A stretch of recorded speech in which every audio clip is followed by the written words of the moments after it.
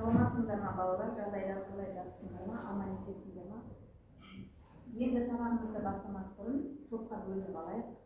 Ол топқа бөлу үшін мен сіздерге түрлі түсті қаламдар алып келдім. Осы түстеріне қарай өздерінің топтарını тауып, өз орындарына бастамамыз бұрын топқа бөлініп алдық. Енді бір-бірімізге деген ыстық ықыласымызды білдіреміз. Ол үшін осы топтың ішіндегі қалаған біреулерін шығып, әр топқа өздерінің тілектерін айтсындар болады. Бүгінгі сабақта осы барлық топтарға сәттілік және сабаққа белсенді қатысуды Жақсы. Мен бүгінгі барлық топтарға айтарым, үлкен жетістіктерге жете беріңдер, сабаққа ынта қойып, оқып сөйлей берсеңіздер, әр сабақта осылайша өтсін. Жақсы, жарайсыңдар. Келесі топ, өздеріңіздің белгістерің бар, ақпаратында қалады. Мен барлық топтарға сәлем өтсеңіздер. Енді балалар топқа бөлініп алды. Шоқақ суретші, әдебиетші және саяхатшы деп бөлінді. Енді келесі үй тапсырмасымен бастаймыз сабағымызды. Үйге қандай тапсырма берді? Ақсана айтады. Шоқан Уәлихановтың өмірі мен жұмыстары және шығармашылығы. Балалар білесіңдер ме, осы Шоқанның өмірі мен шығармашылығы жайлы сендерге сабақта 2 сағатқа бөлініп берген. Өйткені Шоқан жайлы біз көп нәрсе шығармашылығы және өмірі жайлы көп нәрсе біле берсек артықтық етпейді. Жақсы, үйге Шоқанның өмірі мен шығармашылығы берілді. Дайынсыз ба? Дайын болсаңдар, мен шеттерінен сұрай беремін. Кім бастап айтады екен? Кім бастайды екен? Ал, Сағыныш, айта ғой. Шоқан Уәлиханов 1835 жылы дүниеге келген болатын. Ол Құсмұрын ауданында дүниеге келген. Оны жастайынан анасы Зейнеп пен әжесі Айғаны еркелетіп Шоқан деп атап кеткен болатын. Оның шын аты Мұхаммед Ханафия болды. Оның әкесінің аты Шыңғыс болды, ал әйелінің аты Айсара болды. Әкесі оның Шыңғыс омбы офицері болып сұлтан болып Көкшетауда жұмыс істеген болатын. Осылайша өзінің баласы 1847 жылын кадет корпусына оқуға түсіреді. Себебі өзінің баласы өзі секілді сұлтандардың ісіне араласып сұлтан болғанын қалады. Және де Шоқан Уәлиханов өзінің 12 жасында өзінің Құсмұрындағы оқуын оқыды. Және де сол жасынан кейін өзі парсы, шағатай және де араб тілдерін үйрене бастады. Үйренді, жетік білді десек те болады. Және де өзінің үйіне келетін орыс ғалымдарынан, орыс суретшілерінен сурет салуды 12 жасында бастап үйренді. Және де кадет корпусына түскеннен кейін нағыз суретші бола бастады. Және де оның үйіне келетін ғалымдар академик Швенк, декабристерден болатын айтатын кететін болсақ, Семенов және де Штангел болатын. Және де Шоқан Уәлиханов өзінің Александр Сергеевич Пушкиннің, Гогольдің шығармаларын сүйіспеншілікпен оқыған болатын. Жақсы, жарайсың. Менің өзімнің құрметім жаңағы жақсы оқығанымның пайдалы екендігін жарайсың деген. Өзімнің жұмысшыларымның беріп жақсы жинап отыра береді балалар. Жақсы, сабақтың соңында бағалаймыз. Тағы да бар ма үй тапсырмасы? Шапағат. Шоқан Уәлиханов Шыңғыс тұқымының ұрпағы, осы уақытқа дейін ұрпағы, яғни ол әкесі Уәлихан да, арғы-атасы Уәли да хандар болған, ханның ұрпағы болғандықтан ол білімді болған, 30 жасында қайтыс болған, осы уақытқа дейін саяхатшы, суретші болған. Жақсы. Жалғастыратын бар ма? Кемнарлықтан бар ма? Әдебиет суретші тобынан Ақсана айтады. Жақсы. Шоқан Шыңғыс Уәлихановтың шын есімі Мұхаммед Ханафия болатын. Ол оның балалық шағы сол жылмен тамсындырған Көкшетауда, яғни Сәмбет тауының баурайында өткен. Және оның ата-бабалары өте жақсы сұлтандар әулетінде болған. Оның арғы-атасы Абылай хан. Және ол қосымша ақпарат беретіндер бар ма? Және сен айта ғой. Тағы бар ма? Кім айтады? Кім айтады? Алмажан. Жақсы. Шоқанның ақылды және зерек болуына әжесінің ықпалы зор болды. Ол бала кезінен оған ертегілер, аңыз әңгімелерді құлағына құйып ол омбы кадет корпусына түскен кезінде ол жылдың басынан көзге ілінді. әдебиетті, физика, химия, биология, шығыс әдебиетін жақсы білді және ол орыс тілін де жетік меңгерді. Жақсы отыруға, жақсы дайындалып келіпсіңдер. Жақсы. Келесі.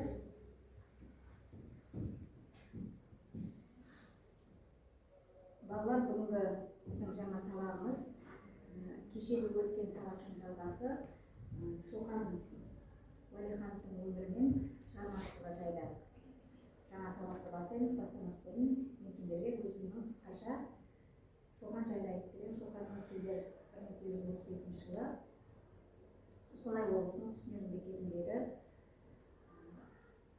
Сырбет тауында балалық шағының өткенін білесіңдер. Оның атасы Абылайхан, өзінің әкесі Шыңғыс, бұл да орыс корей корпусында омбыда оқыған және патша өкіметінің патшаның алдына екі рет барған атақты өте білімді кісілердің бірі болған. Бұның атасы Шыңғыстың әкесі Уәлихан да осы қазақ халқының соңғы ханы деп есептелініп айтылады. Шоқанға келетін болсақ, Шоқан өзі жастайынан зерек болып өскен. Оның түп-тамырына қарайтын болсақ, оның нағашылары атақты Шорман би әулетінен болған. Жаңа тақырыбымыз Шоқанның өмірі мен шығармашылығы. Өзім қысқаша айтатын болсам, Шоқан жастайынан зерек, білімді, осындай дәрежеге ғалым болуына ең бірінші ықпал еткен Айғаны мен анасы Зейнепті айтып кетсем болады. Өйткені ол жастайынан анасының аялы алақанда, әжесінің аялы алақанда жүрген кезінде осы қазақ халқының аңыздары мен ертегілерін, батырлар жырларын сусындап өскен. 12 жасқа дейін өзінің ауылында мектепте дәріс алғаннан кейін Шағатай, Парсы, Түркі бірнеше тілдерді меңгергеннен кейін әкесі өзінің оқыған омбы кадет корпусына алып барады. Сол жерде оқытып жүрген кезінде өзіне бірнеше достар табады. Сол достардың бірі атамен былай деп айтады. Ол өзінің дейді алғырлығы мен білімділігін дейді көрсеткісі келмесе дейді, жалпы жолдастарымен жай әңгімелесіп тұрған кезінде ол өзінің достарының ішінде ең озық білгір екендігін білетін еді. Сонымен бірге ол Шоқан дейді тек қана қазақ халқының маңдайына біткен емес дейді, жалпы Еуропа халықтарының жаңағы ашық терезесі секілді іспетті деп айтып өтті. Шоқанның зерттеушілік өмірі жаңағы басталғаны 1847 жылы, 1853 жылдары осы омбы кадет корпусын 18 жасында бітіргеннен кейін сол Босфорттың жаңағы батыс Сібір мен солтүстік шығыс Қазақстан генерал губернаторы болып басқарып тұрған кезінде сол Босфорттың адъютанты болып тағайындалады. Осы кезден бастап Шоқанның зерттеушілік қызметі басталады. Оның бірнеше еңбектерімен, бірнеше жаңағы шығармаларымен жақсы. Келесі артығын тап әдісі арқылы дәптерлерді ашамыз, оқуды жасаймыз. Қазір сендерге әр топқа өздерінің топтарын білесіңдер балалар. Әр топ өзінің керекті ауызша келесі сабағымыз балалар артығын тап әдісі арқылы ауызша. Қазір мына сұрақтар көрініп тұрса, біртіндеп жауап береміз. Осының ішіндегі Шоқанға қатысы жоқ сөз болса алып тастаймыз. Шоқан ғалым, құрылысшы, саяхатшы. Жақсы, жарайсың. Енді Шоқан Уәлихановтың жазған шығармаларын Шоқан Уәлиханов туралы жазған біздің жазушымыз бар, жазушы ағаларымыз бар. Соның ішіндегі Аққан жұлдыз романының авторы кім? Сәбит Мұқанов. Аққан жұлдыз романның өзі Шоқан Уәлиханов ғалым ағаларына арнап жазған екен. Жақсы, жарайсың.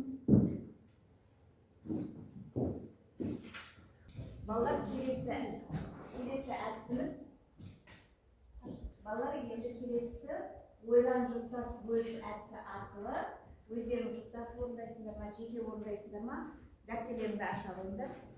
Сендер үйде оқып кетесіңдер, жауап бере алады деп ойлаймын. Бірінші топ өздерінің тапсырмасын жазып алады дәптерге. жазып алыңдар қазір. Жазып топтың 3-ші топтың шығарамын. Әр топ өздерінің тапсырмаларын жазып алып орындайды. Болғандарың болса айтасыңдар маған.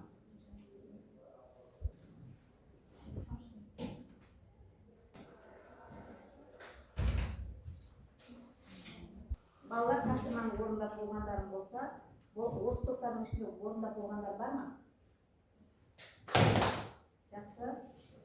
Қайсысын жауап бересіңдер? Ақылы жауап беремін деймін, айта ғой. 1856 мен 1858 жылдары жетісуда Алматы, Қорық Алматылық қалаларының ескі жұртын зерттеп, көне заманның кеңесшілерінің коллекциясын жасады. Екіншісі, 1835 жылы қараша айында қазіргі Қостанай облысы Құсмұрын мектебінде дүниеге келді. 1971 жылы Көкшетау қаласынан Шоқан Уәлихановтың мүсіндік ескерткіші орнатылды. Жақсы. Жақсы, жарайсың.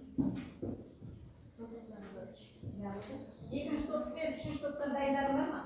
Қайсысы? Кім айтады? Кім айтады? Айтатын адам бар ма? Шапағат айтам дейді. Назерке айтам дейді. Назерке айтады. Жақсы. Бізге үшінші топтың тапсырмасында жылдардың қай уақытта болғанын берілді. 1855 жылы Шоқан орталық Қазақстан мен Тарбағатайды аралайды.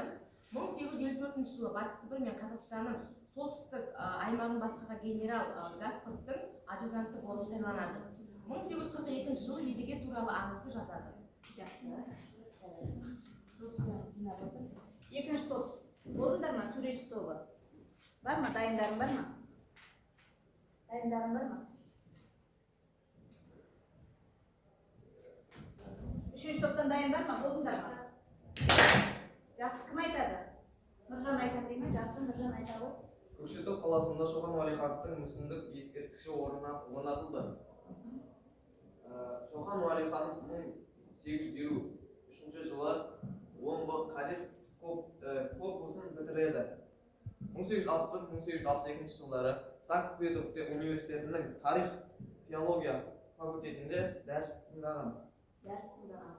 Келесі балалар бері қараңдар. Енді Шоқан жайлы қосымша деректерді қолданады. 5 жолдық тұжырымдама бойынша бұл да тағы да дәптермен оқулықпен жұмыс жасаймыз. Енді кім қандай не істеді синоним бір сөйлем туралы осы кім жайлы Шоқан жайлы жазамыз, е? Ал бастай қойыңдар. Болғандарың болса, қолдарыңды көтеріп жауап бере бересіңдер.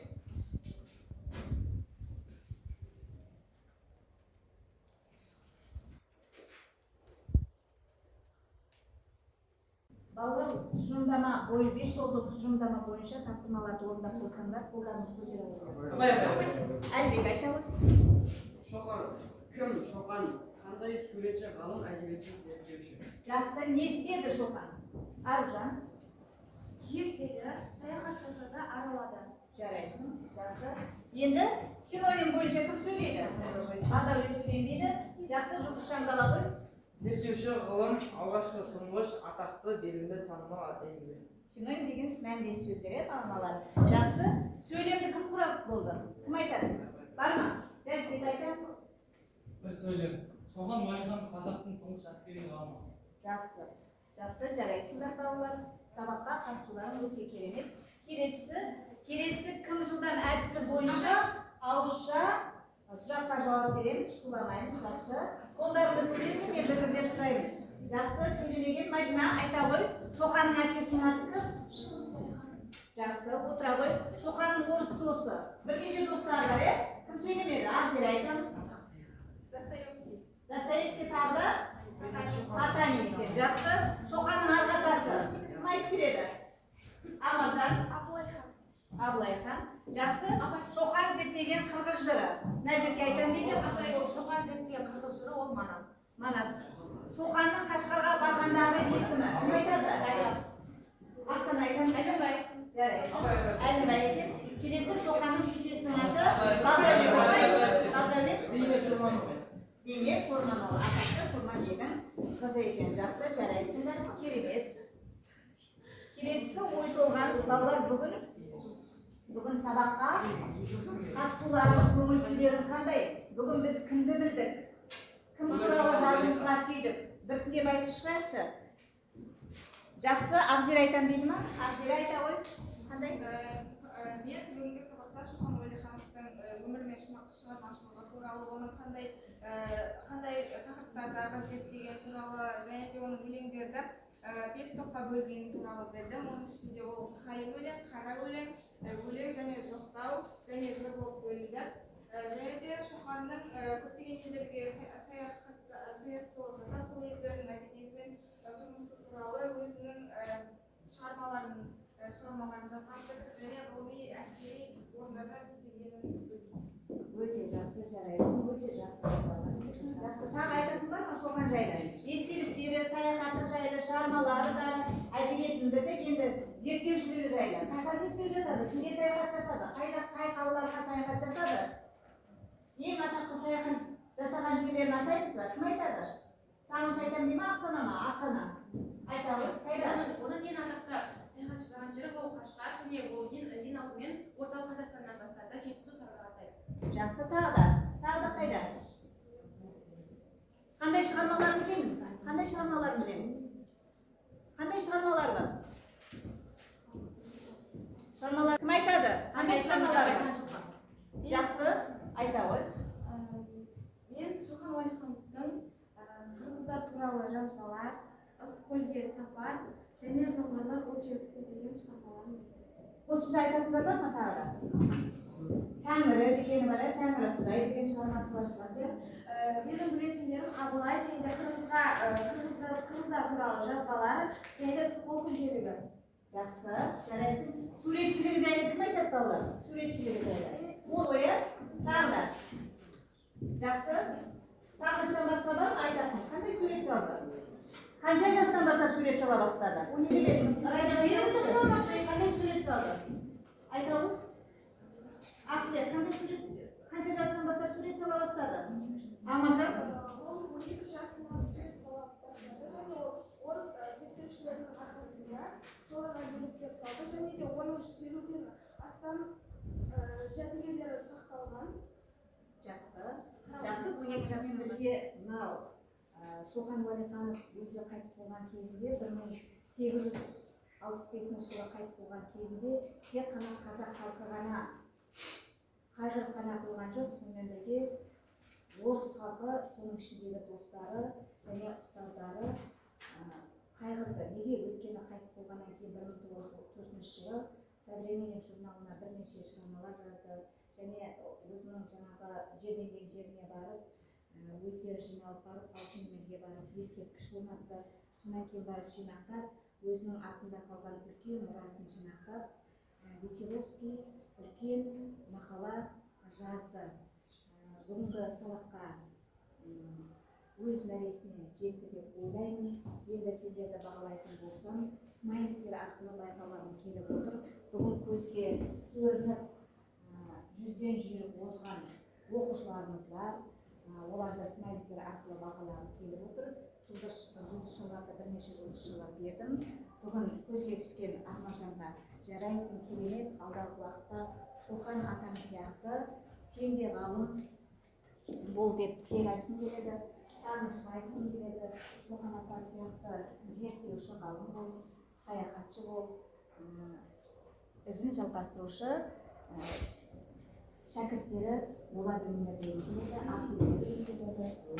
Бүгін барлықтарында жақсы қатыстыңдар, жарайсыңдар. Керемет Нұржан қандай қатысты, Жанерке жақсы қатысты, жарайсың. Жансейіт қалай қатысты. Барлықтарында смайликтер арқылы бағалағым келеді. Нұржанға да беремін, жарайсың. Шапағат жақсы қатысты, жарайсың. Өте керемет. Бүгін өзімнің ұстаздық тарапынан алғысымды білдіремін. Барлықтарына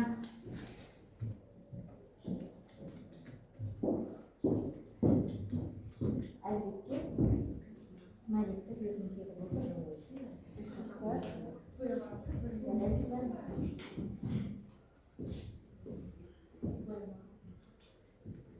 Балалар, бүгін үйге тапсырма.